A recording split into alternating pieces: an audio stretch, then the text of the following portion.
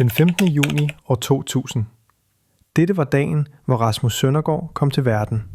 Ingen vidste dengang, at han en dag ville blive en af Danmarks største streamere og et ikon for en ny generation. Hvad så alle sammen? Dette er historien om, hvordan Søndergaard gik fra at være en helt normal gamer til en af Danmarks største internetpersonligheder. Jeg har faktisk mødt hinanden før. Jeg arbejdede faktisk food på Østerbro. Det var dengang, kan du mig? Now we up. Der er mange, der så streamere, som var det meget nørdet. 3, 2, 1, go live. Så hvordan kan man ligesom omgives af noget, der er sejt, til at reflektere over på streameren om selv? Neonskilt med Red Bull og et BOC-maleri i baggrunden. Hvem er du? Hvor stor en streamer er du sådan i dansk kontekst? Altså lige nu er jeg nok... Altså det er også... Ja. Altså jeg er Danmarks største. Men hvis vi går tilbage til før Søndergaard blev et navn, var han bare en dreng med et headset, et almindeligt setup og en passion for spillet League of Legends. I interviews fortæller han nemlig, at hans streaming begyndte helt simpelt, som en passion for at spille og snakke med folk online. Hans tidligste streams handlede primært om League of Legends, da han var en af Danmarks bedste til spillet. Men det, der i sidste ende har gjort ham så kendt, som han er, var hans personlighed. Han var afslappet, goofy, god til at skabe kontakt med dem, der så med. Og langsomt begyndte hans fællesskab at vokse. Ej, kan vi lige snakke om Liverpool, når de kukker Chelsea? En lort i hovedet, crazy. Jo bedre det gik på Twitch, jo flere nye fans blev sendt direkte over til hans YouTube, og det samme omvendt. På den måde blandede Sønders gamerpublikum sig med YouTube-publikum. Og pludselig begyndte hans community at eksplodere i størrelse. Det var ikke længere et lille hjørne af Twitch. Han begyndte at blive kendt af hele Danmark. I takt med, at Søndergaard blev mere synlig på både YouTube og Twitch, begyndte hans navn at dukke op helt nye steder. I denne periode skete noget afgørende for hans karriere. Han begyndte at knytte bånd til større profiler i musik- og underholdningsmiljøet. Et af de største øjeblikke var, da han blev venner med rapperen Casey. Det var ikke bare et tilfældigt møde. Det var begyndelsen på en kreativ relation, der skulle trække Søndergaard frem i rampelyset på en måde, ingen havde set komme. Samarbejdet førte hurtigt til, at han begyndte at få BOC med på streams. Og pludselig stod Søndergaard ikke kun som streamer, men som en bro mellem gamingverdenen og den danske musikscene. For første gang så en bredere dansk målgruppe, hvem Søndergaard var. Og det var tydeligt, at hans energi og personlighed kunne matche store profiler. Ikke kun i gaming, men i dansk underholdning generelt.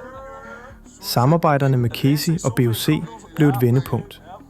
Ikke fordi de definerede hans karriere, men fordi de viste, hvor langt hans format og personlighed kunne række. Det skabte ikke bare gode øjeblikke på stream. Det skabte omtale, det skabte delinger, og det skabte vækst. Blandt andet på TikTok. For Søndergaard blev TikTok ikke bare et ekstra sted at poste sjove klip. Det blev en del af planen bag hans eksplosive vækst. I hans streams var der fyldt med korte, kaotiske, sjove øjeblikke. Præcis det TikTok-algoritmen elsker. Og i stedet for kun at lade øjeblikkene være for dem, som så den stream, de fandt sted på, begyndte han at få folk til at klippe dem ud og poste dem samme dag. Hvert viralt TikTok-klip gjorde 3 ting.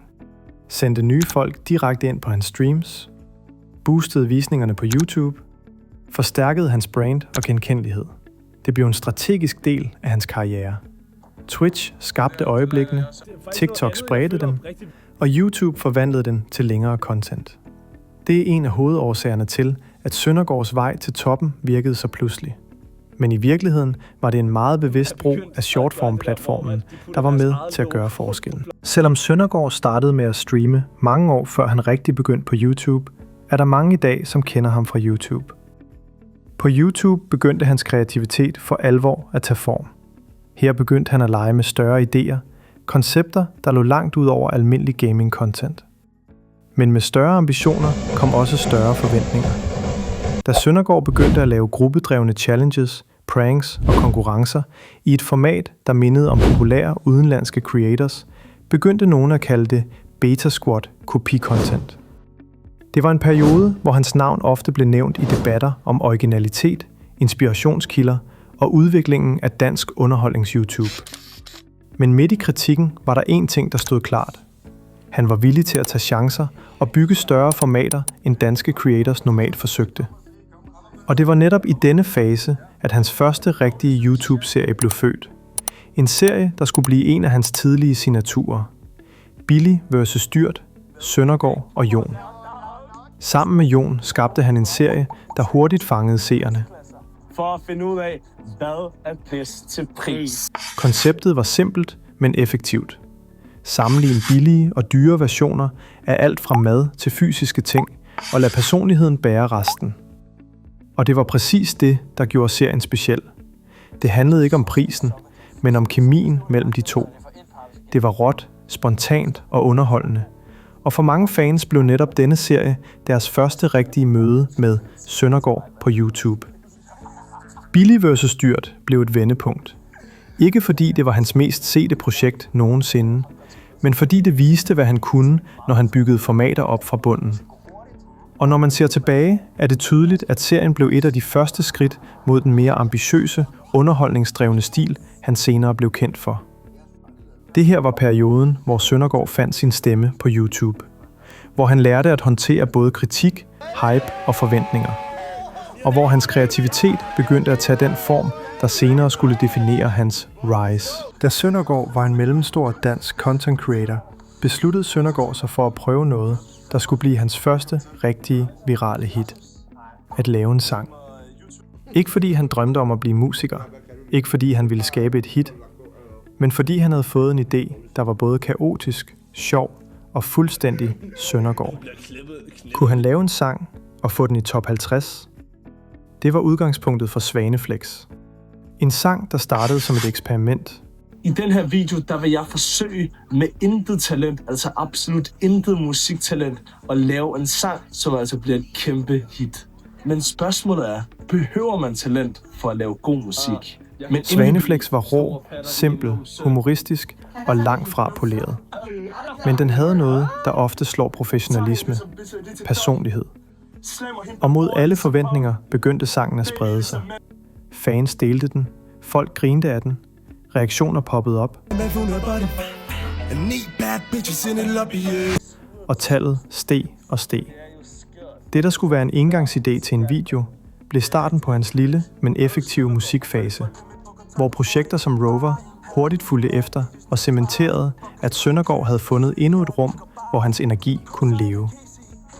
Musikken var aldrig karriereplanen, men det var en påmindelse om noget vigtigt i hans rejse. Han bliver ved med at prøve ting, andre ikke tør.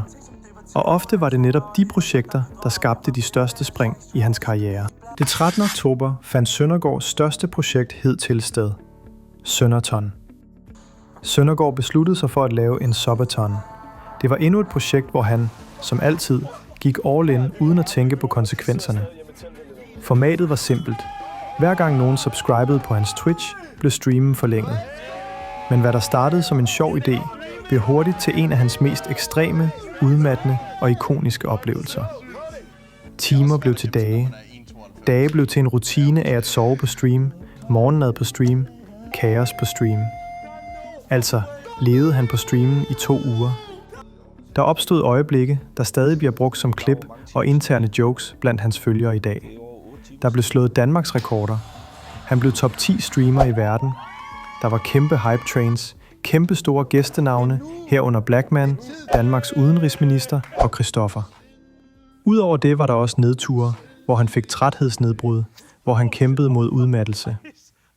Subathonen blev et bevis på, hvor stærkt hans community egentlig er, og hvor langt de er villige til at gå sammen med ham. Da det hele sluttede, var han udmattet, lettet og en lille smule ensom over, at rejsen var slut. Men én ting stod klart. Subathonen var et vendepunkt. Tak fordi I så med. Husk at like og subscribe for flere dybdegående videoer.